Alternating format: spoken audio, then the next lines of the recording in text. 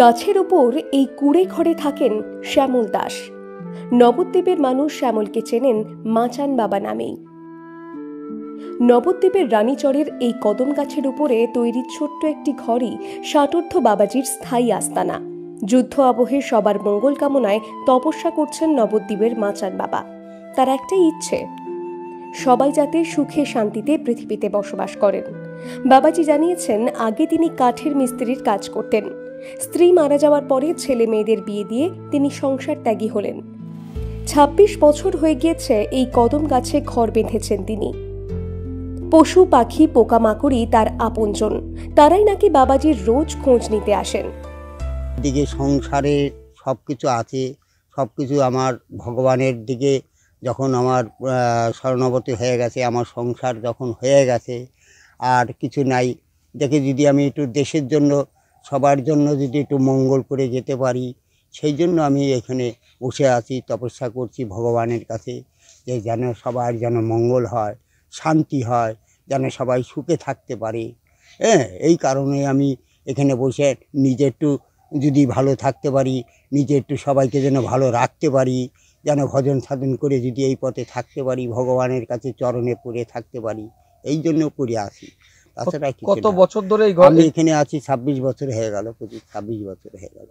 আমি গিয়েছি বদ্রীনাথে গেছি, কেদারনাথে গেছি, তারপরে নীলকণ্ঠে গেছি, হরিদ্বার গেছি, ঋষিকেশ গেছি, সব জায়গায় আমি ঘুরে এসেছি। তারাপীঠ গেছি, বক্রেশ্বর গেছি, পুরীতে গেছি।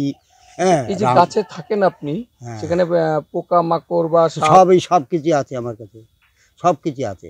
ওরা সব কিছু আসে, ওরাই আমাকে দেখতে আসে, ওরাই আমাকে আর দেখতে আসে। আমাকে কত পরীক্ষা করেছে জানো, বহু পরীক্ষা করেছে আমাকে, কত সময় কামড়ও দিয়েছে, কই আমার তো কিচ্ছু হয়নি। কত সময় কামড়ও দিয়েছে, কত সময় আমি ধরেছি, কত সময় ছেড়ে দিয়েছি। আবার এখন কত রাত বিরাত আমার কাছেই আসে, আমাকে দেখতে আসে।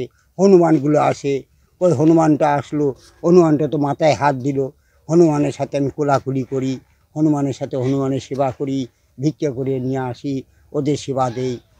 যে যা পারে তাই দেয়। গরু আসে, কুকুর আসে, শিয়াল আসে। কিভাবে চলে, মানে এই যে পিঁপড়া আসে? আপনাদের পেট কিভাবে চলে? আমার এইভাবেই চলে, কোনো ব্যাপার নেই। যে যেরকম পারলো দিল, আমিও তো ভিক্ষা করে নিয়ে আসি, কোনো ব্যাপারই নেই।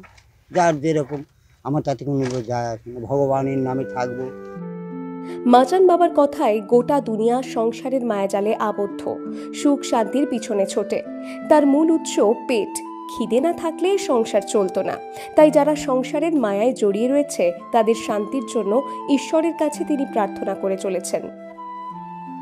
আমি দেশের জন্য ভালোবাসি, দেশকে ভালোবাসি বলেই এই কারণে তাদের যাতে সৈন্য চারিদিকে যুদ্ধ লেগেছে, যাতে যাতে তাদের কোনো অসুবিধা না হয়, সারা ভারতের যেন কোনো অসুবিধা না হয়, তাদের মঙ্গলের জন্য এই তপস্যা করছি, যাতে সবাই যেন ভালো সুখে থাকতে পারে, দেশ যেন সুখে থাকতে পারে। দেশকে যে ভালোবাসে, দেশের জন্য যদি মরতে হয়, দেশের জন্য মরো, কিন্তু তার জন্য না। শক্তি, দেশের শক্তি সাধনা, শক্তি সাধনা তাহলে আমাদের বেফলে চলে যাবে। যত সাধু সন্ন্যাসী বাবাজি আছে, সবাই সাধনা করে, শক্তি সাধনা করে, যাতে তাদের মঙ্গল হয়, আমাদের দেশ যেন ভালো থাকে, তাহলে আমরাও ভালো থাকবো 100 বার। তাই জন্য আমরা এই ভজন সাধন করে বেড়াই। আমরা কোনো দিন কোনো সময় আমরা চাই না যে খারাপ হোক, কিন্তু সবাইকে আমরা চাই যেন তাদের মঙ্গল হোক, সুখ কামনা হোক, আমরা এই চাই। আপনার সংসারে কে কে আছে? আমাদের সংসারে সবাই আছে। তোমরা পৃথিবীটাই সংসার আমার, এই পৃথিবীটা সংসারই আমার, সংসার ছাড়া কিছুই নাই, এই পৃথিবীটা সংসারই আমার। সংসার না থাকলে পেটটা আছে, পেটটা বাঁচবে কী করে? আজকে যদি মঠ মন্দিরে যাই, সেখানেও তো সংসার, চাই বাবা একটু প্রসাদ দাও, সেখানেও তো সংসার। তাহলে পেটটা যখন আছে ততক্ষণ সংসার আছে, যার পেট নাই তার কোনো সংসার নাই। আমার কোনো দাবি না, আমি যেন চাই আমি সবার কাছে যেন সবার ভালো হয়, এইটাই আমার দাবি, আর কিছু না। বাবাজির এই কুঁড়ে ঘরে বহু দেবতার মূর্তি রয়েছে। চেয়ে চিনতে আনা ভিক্ষে থেকে ঠাকুরের জন্য ভোগ দেন তিনি। স্থানীয় বাসিন্দা সুবীর হালদার জানিয়েছেন, বাবাজি কীর্তন ও জীব সেবা নিয়ে কাটাচ্ছেন।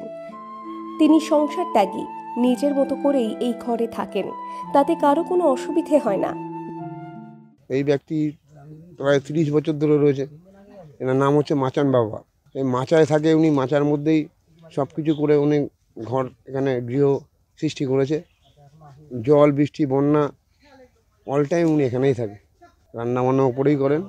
উনি কিছু কিছু সঞ্চয় করেন সব বাড়ি বাড়িতে, ঠিক আছে, কীর্তন করেন, কীর্তন করে করে কিছু চাল ডাল সঞ্চয় করেন, সঞ্চয় করে এখানেই রান্না করেন, এখানেই উনি খাওয়া দাওয়া করেন, প্লাস কুকুর পশু পাখিকে সবাইকেই উনি খাবার দেন। নদিয়া থেকে কাজল বসাকের রিপোর্ট, দ্য ওয়াল।